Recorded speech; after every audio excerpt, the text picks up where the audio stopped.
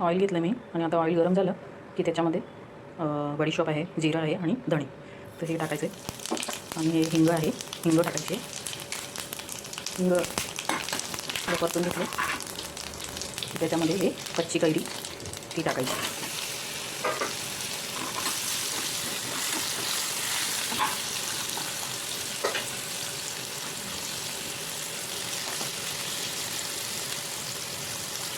कच्ची कैरी टाकली का हे धणे पावडर आहे, थोडी हळद घालायची. मी एक कैरी घेतली. मिरची पावडर घालायची आणि चवीनुसार मीठ घालायचं आणि त्याला घालून द्यायचं.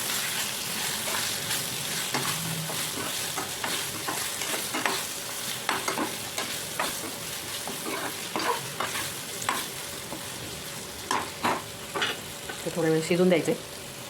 हा मसाला पेटू नये म्हणून थोडंसं पाणी घालायचं.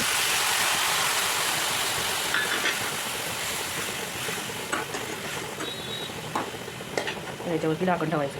ते थोडं सॉफ्ट झालं की त्याच्यात गूळ घालायचं. गूळ आहे ते जरा वितळून द्यायचे. तर हे बघा ढाकण काढलं मी आणि कसं सॉफ्ट झालं आता. तर बस थोडंसं सॉफ्ट झालं की त्याच्यामध्ये गूळ घालायचे. तर हे बघा हे असं झालं आहे. ते तुम्हाला जर सुक्कं पाहिजे तर सुक्कं पण करू शकतात किंवा असं पण चपातीबरोबर, पराठ्याबरोबर किंवा पोळ्यांबरोबर. आणि हे राहतं पण फार दिवस. आणि ट्रेनला प्रवासाला वगैरे पण घेऊन जाऊ शकतो.